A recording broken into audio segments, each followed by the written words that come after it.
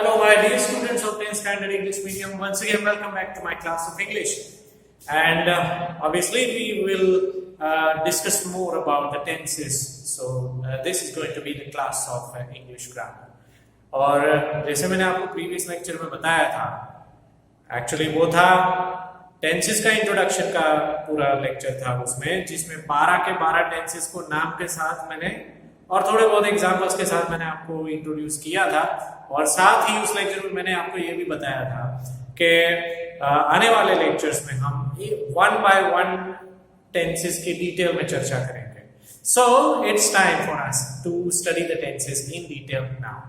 Okay, so without wasting much of the time, we will start from the first of our tenses. Simple present tense. I have written everything on the board regarding the tense. Its explanation also and the sentence structure also. And we have so many examples also on the right hand side of the board. Okay, but step by step explanation of each and every tense is very, very important for us. So, firstly, let me tell you one thing. The first tense that we are studying, simple present tense, okay, it is regarded as the most important tense of all. सारे tenses में से simple present tense को सबसे ज़्यादा important tense समझा जाता है. Okay, simply because of the reason that it is used more as compared to the other tenses. That's why. ठीक है? कोई भी लैंग्वेज की अगर हम बात करते हैं, बात सिर्फ इंग्लिश की नहीं है, हिंदी है या गुजराती है, and for that matter any of the regional languages, okay, इसमें सिंपल प्रेजेंट टेंस का सबसे ज्यादा उपयोग होता है and therefore it is regarded as the most important tenses of all the tenses. Okay, और सबसे ज्यादा इसका उपयोग इसलिए होता है because it has multiple usages. As you can see, there are numerous usages. Primarily ऐसा होता है कि कोई भी टेंस का अगर हम स्टडी करते हैं तो उसका एक मेन यूसेज होता है। ठीक है, जैसे कि अगर हम सिंपल पास्ट टेंस की चर्चा करेंगे तो आपको जानने को मिलेगा उसमें कि simple past tense is basically used to describe an action that happened in the past. That is all. But as far as simple present tense is concerned, it is used more as compared to the other tenses, and it is used more because of the reason that we have multiple usages. एक से ज्यादा उसके उपयोग हैं, इसलिए उसका सबसे ज्यादा उपयोग होता है। तो समझेंगे उसके यूसेजेस कौन कौन से हैं। सबसे पहला उसका यूसेज है, it basically describes daily, habitual और रेगुलर एक्शंस। ऐसी क्रियाएं जो या तो हर रोज होती है या कुछ समय के अंतराल में रेगुलरली होती है, या तो कोई ऐसी भी एक्शंस होती है जिनको हम हैबिचुअल एक्शंस भी कह सकते हैं। मान लो कि हम हिंदी में या गुजराती में ऐसे बोलते रहते हैं कि मैं हर रोज 5:30 बजे उठता हूँ, या तो हूँ रोज सवारे 5:30 वागे उठूं છું, गुजराती में આપણે सो ये एक रोज की जो क्रिया है जो लाइक फिक्स एक ही समय पे होती है, they are known as habitual actions. तो ऐसी क्रियाओं को हम सिंपल प्रेजेंट टेंस में डिस्क्राइब करते हैं। The same action, the same example which I give in Hindi and Gujarati also, okay, उसको इंग्लिश में इस तरह से ट्रांसलेट करते हैं कि I always wake up at 5:30 AM और else I wake up at 5:30 AM daily. इस तरह से हम उसको डिस्क्राइब कर सकते हैं। So that's an example of a simple present tense. Okay, ज्यादा एग्जांपल हम बाद में उसकी चर्चा हम करेंगे। सेकंड यूसेज है वो है यूनिवर्सल ट्रूथ और general fact. So simple present tense is used to describe universal truth and general fact. ठीक है, यूनिवर्सल ट्रूथ और जनरल फैक्ट को डिस्क्राइब करने के लिए सिंपल प्रेजेंट टेंस का उपयोग होता है। यूनिवर्सल ट्रूथ और जनरल फैक्ट में क्या फर्क है वो अब मैं आपको एक्सप्लेन करना चाहूंगा। बहुत ही ध्यान से इसको समझिएगा क्योंकि काफी स्टूडेंट्स इसमें भी कंफ्यूज होते हैं कि यूनिवर्सल ट्रूथ और जनरल फैक्ट बेसिकली एक ही होते हैं। ऐसा नहीं है। Universal truth is a kind of phenomenon that we can term it as a natural occurrence. एक ऐसी घटना जो है वो कुदरती है जिसके ऊपर हमारा कोई कंट्रोल नहीं है। मान लो कि यहाँ पे मैंने एग्जाम्पल लिखा है, इसके ऊपर से आपको ज्यादा क्लियर होगा। Yes, if you have a look at the fifth example over here, the sun rises in the east. अब ये सेंटेंस को पढ़ के ही हमें पता चल जाता है कि ये एक नेचुरल फिनोमेनन है जिसके ऊपर हमारा ह्यूमंस का कोई कंट्रोल नहीं होता है। ठीक है, कि सूर्य जो है वो पूर्व में उगता है, सूर्य पूर्व में उगे छे આપણે ગુજરાતીમાં અગર બોલીએ તો, અને જો અગર ઇંગ્લિશમાં કહેવું હોય તો the sun rises in the east, the sun sets in the west, that also we can call it. Okay, तो ये यूनिवर्सल ट्रूथ का एग्जांपल है। मैं यहाँ पे लिख भी सकता हूं कि this example relates to universal truth. Okay, कुदरती घटना है। The sun sets in the west, it's the second example. The moon revolves around the earth, another example. Okay, and the earth moves around the sun, that way also we can speak. These are some of the examples of universal truth. Okay, general fact की अगर हम बात करें तो those are such actions which we can call them, we can term them as the kind of formulas, okay, or else the scientific discoveries, inventions.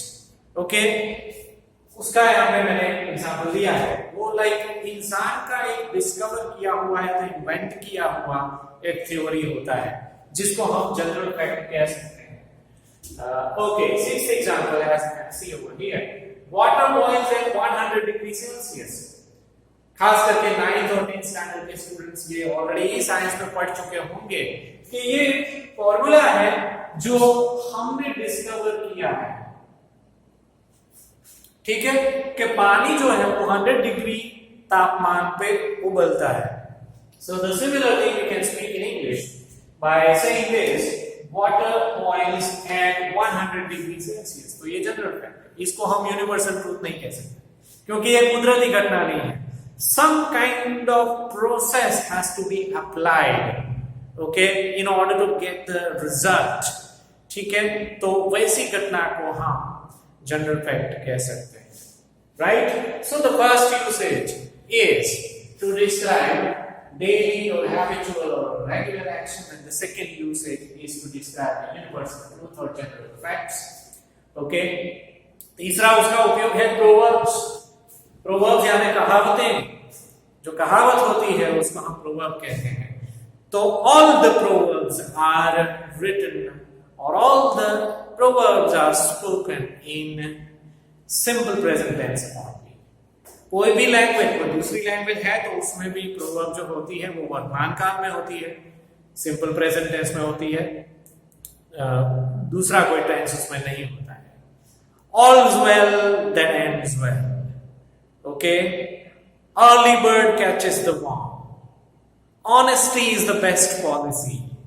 These are some of the examples of proverbs which prove that the proverbs are always written by using the simple present tense only. ठीक है, तो वो उसका तीसरा उपयोग था। And the fourth and the very very important usage of simple present tense is to describe the schedules. Any action that is a part of the fixed timetable, कोई भी क्रिया जो कि फिक्स टाइम टेबल का एक हिस्सा है, और खास करके स्केड्यूल्स यानी कि बस, ट्रेन और फ्लाइट स्केड्यूल्स जो होते हैं, बस का टाइम टेबल जो होता है, ट्रेन स्केड्यूल या flight schedule, they are always a part of the fix time table. उसका कोई भी फ्लाइट का या तो कोई भी ट्रेन का आने का जाने का जो समय होता है जनरली फिक्स होता है। In unforeseen circumstances that can be changeable, but otherwise these schedules are fixed.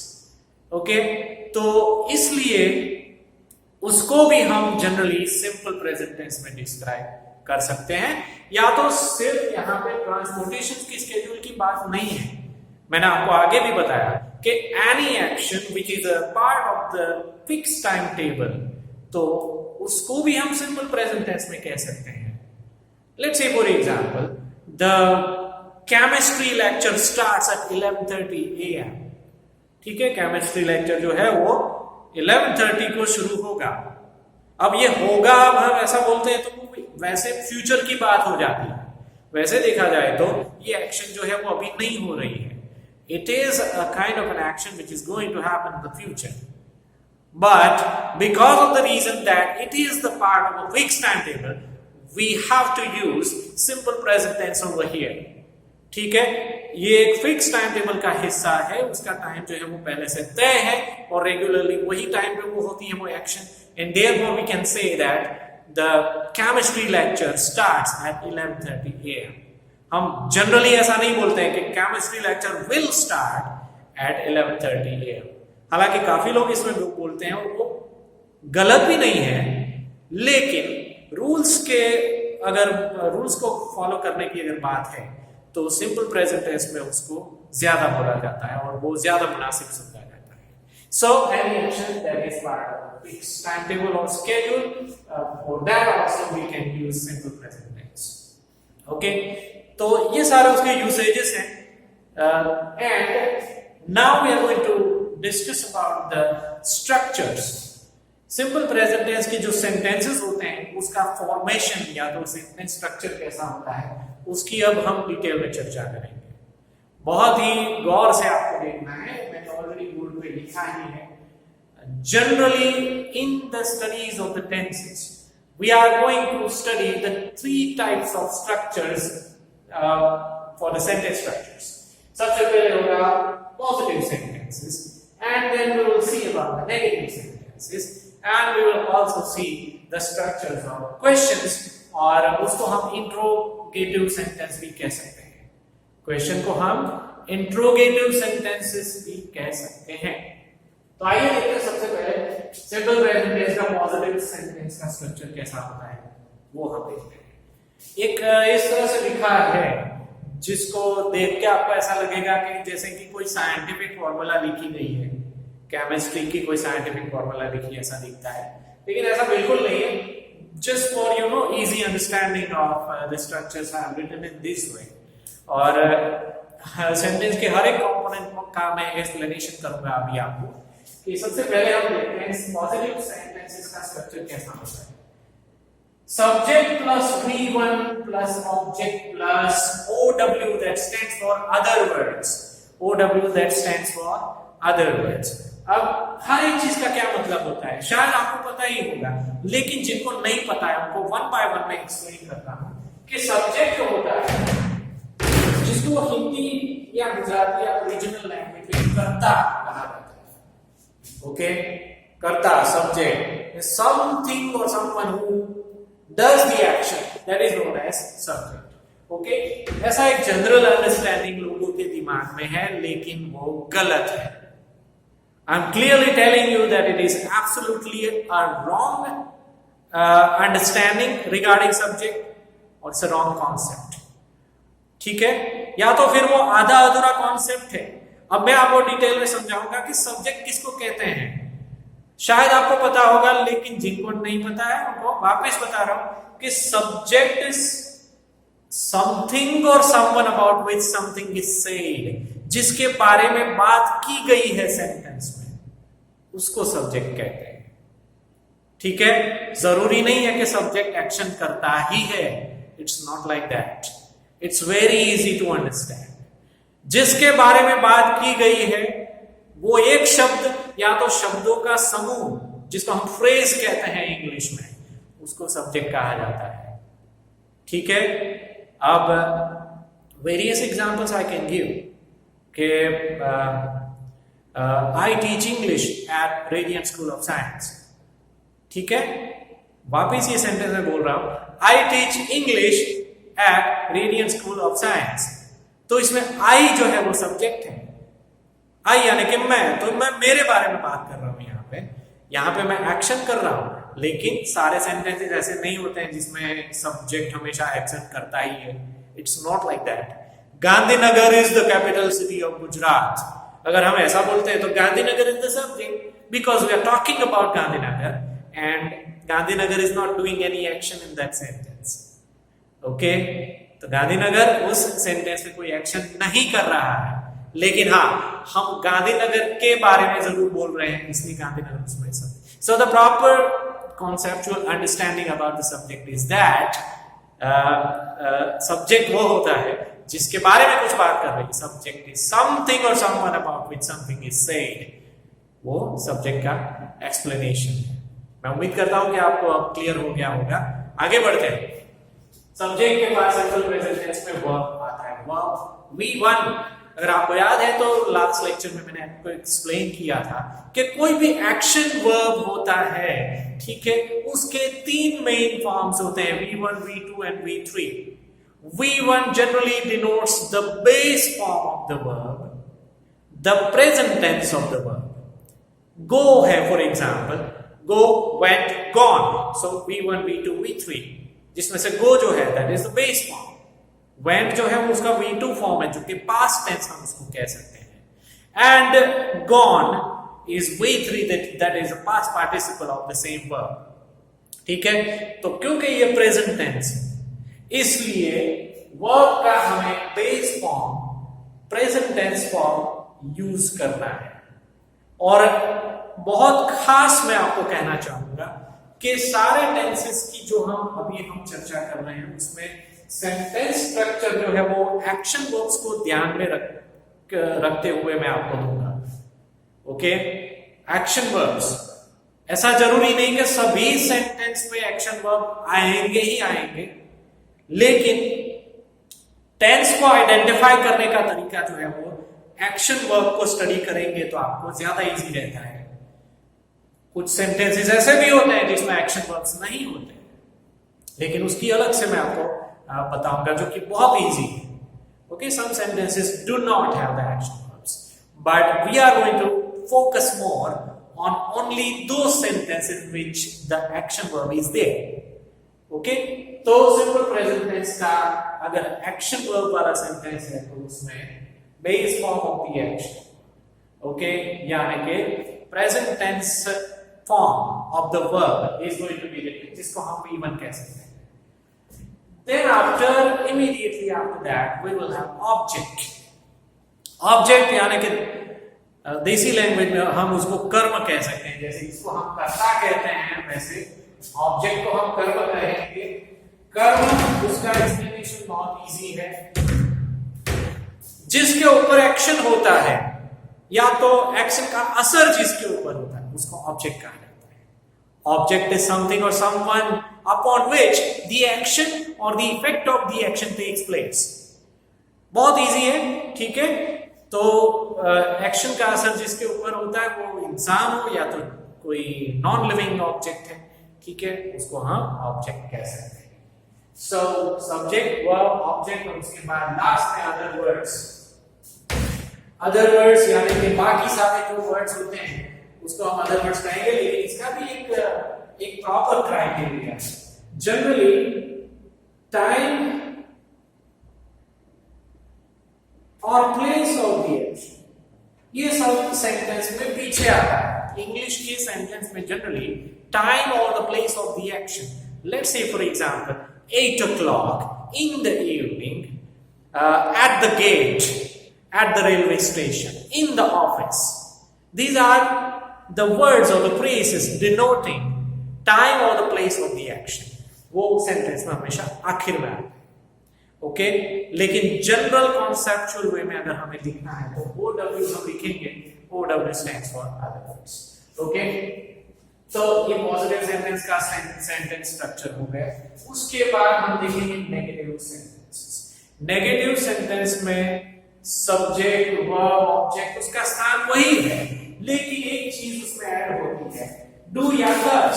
Okay, they are used as helping verbs.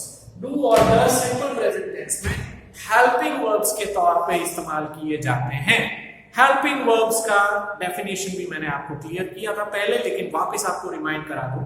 helping verbs are those kind of verbs which help us to make the sentence. They do not have any specific translation for that matter, but they just help us to make the sentence. इसलिए उसको helping verb कहा जाता है, उसका कोई translation नहीं होता है. ठीक है, तो यहाँ पे सिंपल प्रेजेंट टेंस में जो डू और डज इस्तेमाल करते हैं, डू या तो डज, दोनों साथ में नहीं होते, या तो डू होता है या तो डज होता है, डिपेंडिंग ऑन द सब्जेक्ट. ठीक है, वो होता है सब्जेक्ट के बाद.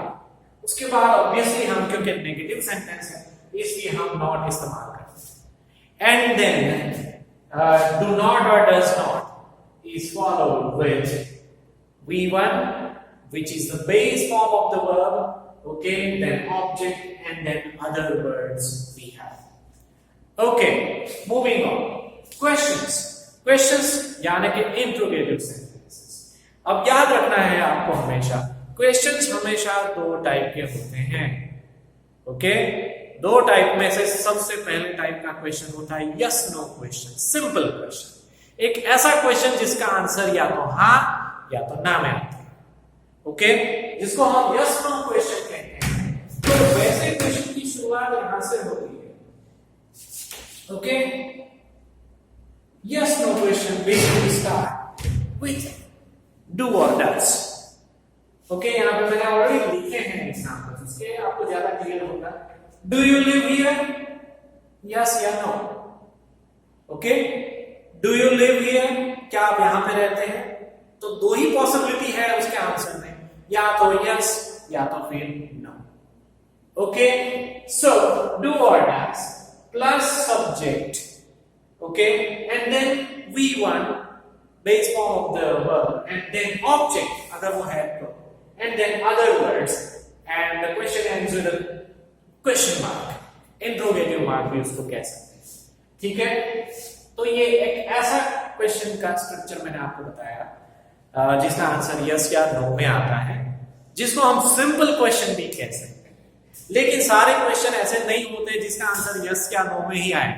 कुछ क्वेश्चन ऐसे भी होते हैं जहां पे WH वर्ड लगता है, WH प्रोनाउन जिसको हम कह सकते हैं what, where, when, why, whom, whose, which, how long, how far, how much, okay, ये सारे WH वर्ड क्वेश्चन में आगे लगते हैं। तो वैसे क्वेश्चन में आंसर यस नो नहीं आता है, we need to provide some bit of information as an answer for such questions, okay. उसका भी एग्जांपल यहाँ पे है, आप देख सकते हो। हाँ, ये where do you live, okay. मैंने आगे आपको एग्जांपल दिया था, डू यू लिव हियर, तो you can give the answer yes या no, okay, but in case if somebody asks you थोड़ा सा इस क्वेश्चन को ट्विस्ट करके कि where do you live, आप कहाँ पे रहते हो, you can't say yes, you can't say no, you need to provide at least an information, a piece of information in a word or a phrase or in a sentence. I live in Gandhinagar, for example. I live in Ahmedabad, okay. I live in sector 17 Gandhinagar. ऐसा कुछ informative phrase आपके answer में होना जरूरी है। So such kind of questions are known as WH questions. So in such case when the WH question is there, okay, we just need to use that WH word, what, where, when, why, how much, how far, how many, ये सब आपको add करना होता है आगे, okay। बाकी का structure same रहता है, and then the question ends with a question mark. Remember always, in case of the study of grammar for any language, सिर्फ इंग्लिश की बात नहीं, कोई भी भाषा के ग्रामर को जब हम पढ़ाई करते हैं तो पंक्चुएशन मार्क्स और स्पेलिंग्स, ठीक है, बहुत इंपॉर्टेंट होते हैं। और एग्जाम की अगर हम बात करते हैं तो पंक्चुएशन मार्क्स और स्पेलिंग्स के भी मार्क्स कटते हैं। So be very careful about using the punctuation marks, spellings. And apart from that, maintain a good handwriting also. Neat and clean, good handwriting, the rightful presentation of your content will fetch you the maximum number of marks. Right? तो ये sentence structure की भी बात होगी. Now we are going to study some examples which are relevant to simple present tense. ठीक है? जो मैंने यूसेजेस आपको बताया और उसके बाद हमने जो सेंटेंस स्ट्रक्चर पढ़ा, ठीक है, उसको जस्टिफाई करने के लिए एग्जांपल्स मैंने बोर्ड की राइट हैंड साइड पे लिखे हैं। वो एग्जांपल पढ़ने से पहले मैं आपको एक चीज खास करके बता दूं कि many students feel that the study of English grammar is a little bit boring, ऐसा उनको ग्रामर बोरिंग लगता है, ऐसा उनको फील होता है, ठीक है। वो बोरिंग इसलिए लगता है because they tend to study grammar by rules only. वो सिर्फ ग्रामर के रूल्स को याद करने की कोशिश करते हैं। Always remember one thing, rules जो है ग्रामर के, कोई भी लैंग्वेज का ग्रामर हो, हजारों रूल्स हैं, okay, and it is impossible to study grammar only by the rules. In order to justify the rules, we must study the examples also. अगर रूल्स को जस्टिफाई करने के लिए जितने हो सके उतने ज्यादा एग्जाम्पल अगर हम स्टडी करेंगे, ठीक है, तो ग्रामर बहुत इंटरेस्टिंग हो जाएगा और साथ में याद भी, कोई भी कंटेंट हमें याद भी जल्दी हो जाएगी. Because that is the way I have studied grammar myself. मैं खुद ग्रामर को इस तरह से पढ़ा हूं और मुझे पढ़ने में बहुत मजा आता था. Why? Because I always applied the theory of, converting the rules into practical examples. जो कोई भी रूल मुझे पढ़ाया जाता था, कोई भी रूल, सिर्फ टेंसेस की बात नहीं है, ग्रामर के दूसरे भी टॉपिक्स आएंगे, लेकिन वो रूल्स को जस्टिफाई करने के लिए एग्जाम्पल्स बनाना बहुत जरूरी है. एग्जाम्पल्स थोड़े बहुत अपने टीचर्स के पास से आप स्टडी करोगे, बुक्स में से स्टडी करोगे और 4-5 एग्जाम्पल आप खुद के बनाओगे, तो I can give you the guarantee that the particular rule that you are studying will be fixed in your mind forever. जैसे कि आप अभी देख सकते हो कि मैं बिना देखे, मैं अपने फ्लो में, अपने तरीके से मैं आपको ये टेंस पढ़ा रहा हूं, मुझे कहीं देखने की जरूरत नहीं पड़ती है. तो वो उसी चीज का नतीजा है कि जब से मैं पढ़ा हूं तो ये प्रैक्टिकल सेंस से मैं पढ़ा. ओके, मुझे पढ़ाया गया, मुझे एक्सप्लेन किया गया, डेफिनेशन, सेंटेंस स्ट्रक्चर मुझे पढ़ाया गया, एंड देन आफ्टर एग्जांपल्स भी दिए गए टीचर्स के द्वारा, and then after I tend to make the examples of my own. मैं खुद अपने एग्जांपल्स बनाता था, ठीक है, इसलिए मुझे ये चीज फॉरएवर याद रहेगी. ओके, आपको भी वही करना है, क्योंकि जब तक आप पढ़ाई करोगे ग्रामर तो आने ही वाला है, उससे कोई छुटकारा नहीं होने वाला है. Okay, just as a general concept मैं आपको बता रहा हूं पढ़ाई का, कि मान लो कि आपको साइंस का स्टडी राज नहीं आता है, तो आप लाइन अपनी चेंज कर सकते हो, कॉमर्स में जा सकते हो, आर्ट्स में जा सकते हो. ओके, वो भी लाइन चेंज करके कहीं और जा सकते हो. स्कूल से निकल के आप कॉलेज में जाओगे, कॉलेज से भी हायर लेवल का स्टडी करने के लिए आप यूनिवर्सिटी या पोस्ट ग्रेजुएशन का स्टडी करोगे, मास्टर्स का स्टडी करोगे. डिस्टेंस लर्निंग भी अगर आप करोगे तो इंग्लिश तो आएगा ही आएगा, उससे कोई छुटकारा नहीं होने वाला. And for as long as you are going to study, the grammar will also be always be there. यही सब ग्रामर होता है, लेकिन वो होता जरूर है, ठीक है. सो ग्रामर को पढ़ने का बेस्ट तरीका और उसको इंटरेस्टिंग बनाने का जो बेस्ट तरीका वही है कि प्रैक्टिकल एग्जाम्पल्स स्टडी करो रूल्स के साथ साथ, और वो स्टडी करने के बाद अपने एग्जाम्पल्स भी खुद बनाओ.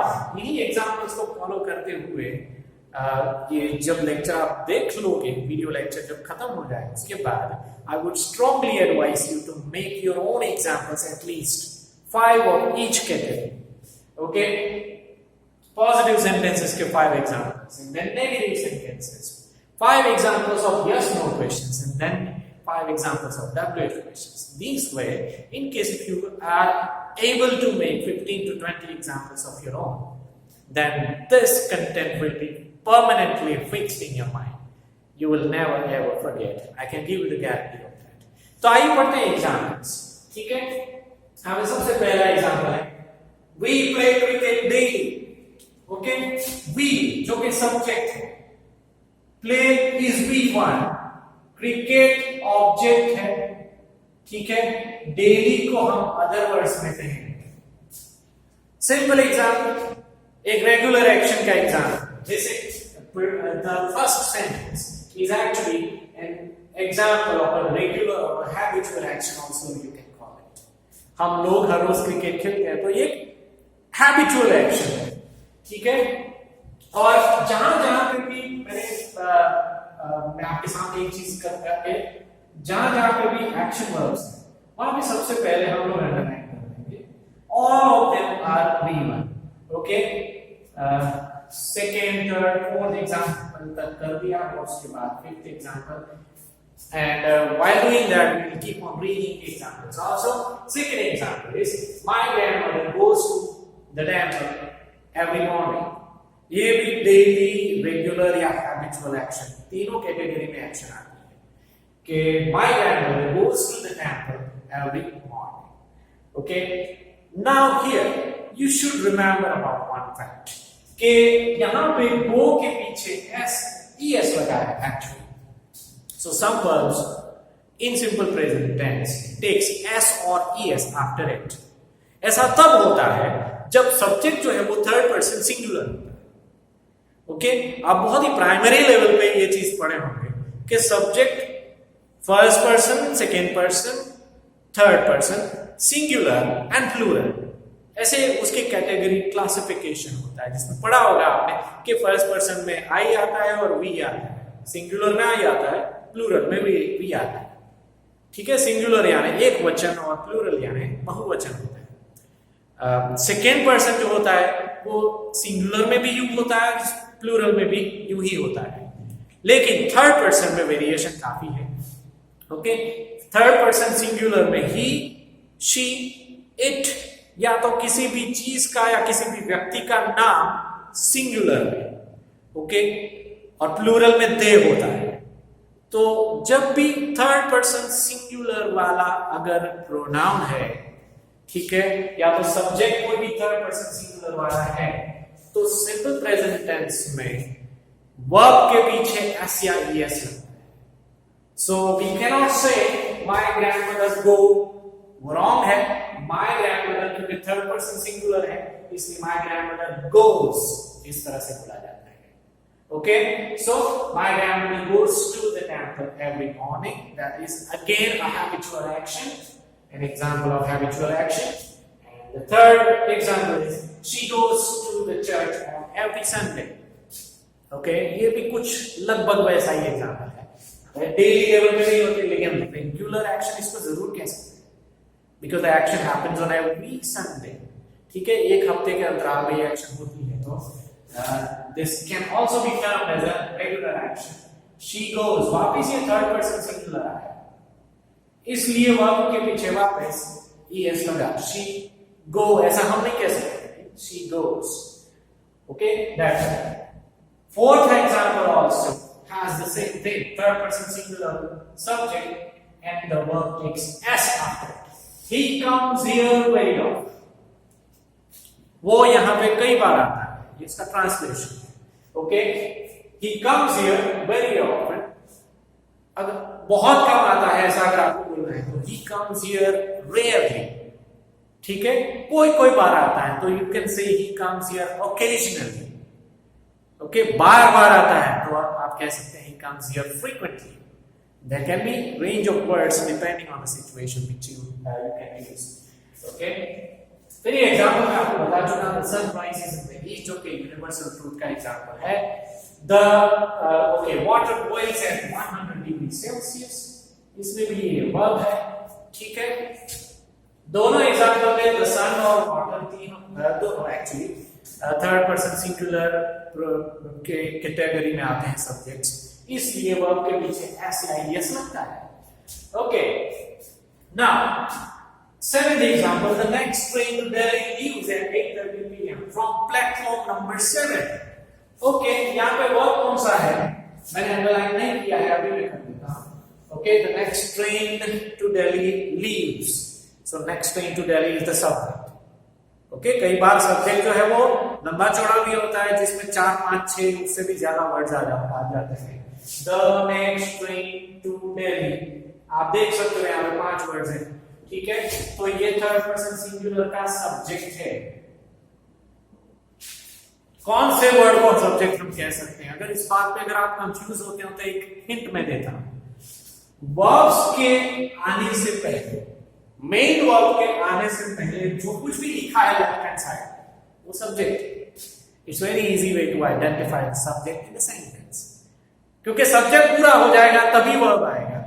ओके, वर्ब से पहले तो सब्जेक्ट ही होता है और कुछ नहीं होता है। Okay, so it's very easy to identify the next train to Delhi is the subject and third person singular has the leaves. The next train to Delhi leaves at 8:30 p.m. From platform number 7. Right. तो ये schedule का part of the fixed schedule regarding the train schedule, उसका example है। We do not play indoor games. ये negative sentence का example है। आप देख सकते हो हेल्पिंग वर्ब डू इसमें यूज हुआ है, नीचे वाले एग्जांपल में भी हेल्पिंग वर्ब डू यूज हुआ है, मेन वर्ब प्ले, ठीक है। Indoor games object, okay, indoor object और अदर वर्ड्स ऑप्शनल होते हैं, वो कई बार होते हैं कई बार नहीं भी होते हैं, but the subject and the verb is always there. Okay, so we do not play indoor games is an example of negative sentence. Similarly, my father does not drink tea again is an example of a negative sentence जिसमें drink जो है वो V1 है, वो verb है. Okay, then we have a couple of examples of yes no questions. आगे मैं already समझा चुका हूं लेकिन वापस मैं आपको बताऊंगा. Do you live here? Answer is either yes or no. अगर इसका सही ढंग से आंसर देना है तो आप ये कह सकते हैं. Do you live here? Answer is yes I do or else no I don't. ऐसे आप आंसर दे सकते हैं. ठीक है. Does he know you? क्या वो आपको जानता है? Yes he does or else no he doesn't. That way you can answer. इसमें भी वही रूल है जो मैं आपको आगे बताया कि वर्ब के पीछे एस और एस लगता है जब थर्ड पर्सन सिंगुलर होता है सब्जेक्ट, तब तो उसी हिसाब से कि जब सब्जेक्ट थर्ड पर्सन सिंगुलर होता है तो डू नहीं लेकिन डज इस्तेमाल होता है. ओके, और इसीलिए यहाँ पे ही के साथ डज आया.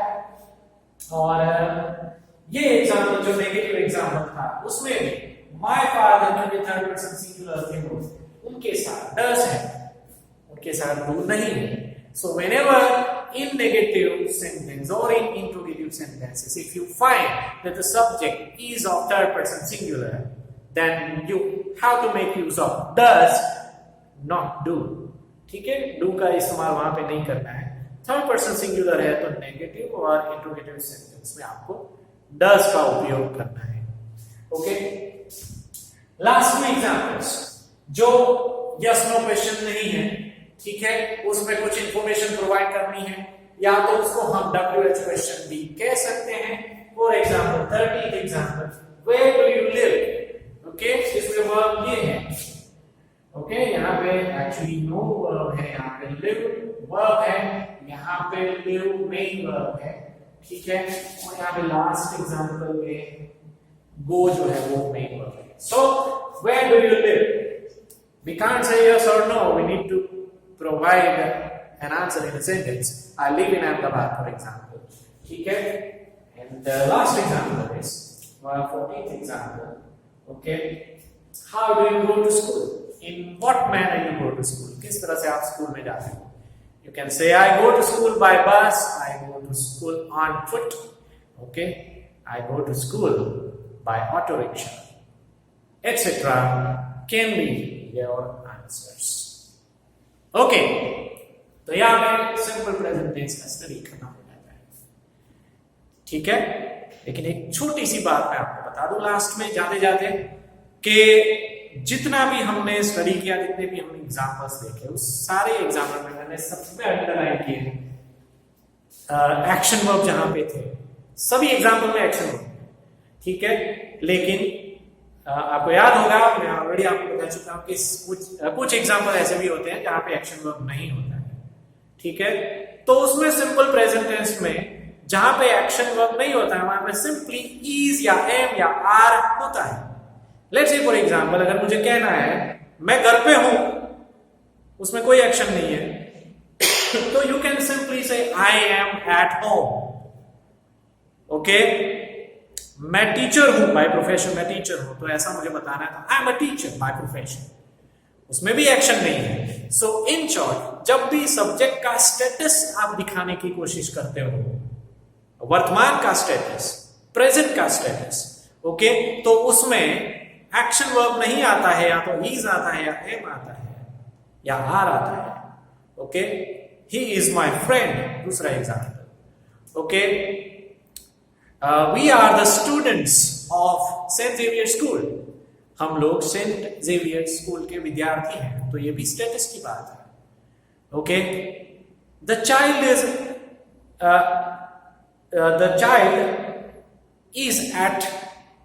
Is in the garden. थोड़ा सा ट्विस्ट कर दिया मैंने. The child is in the garden, बच्चा जो है वो गार्डन में है. ऐसा उसका स्टेटस है, ठीक है।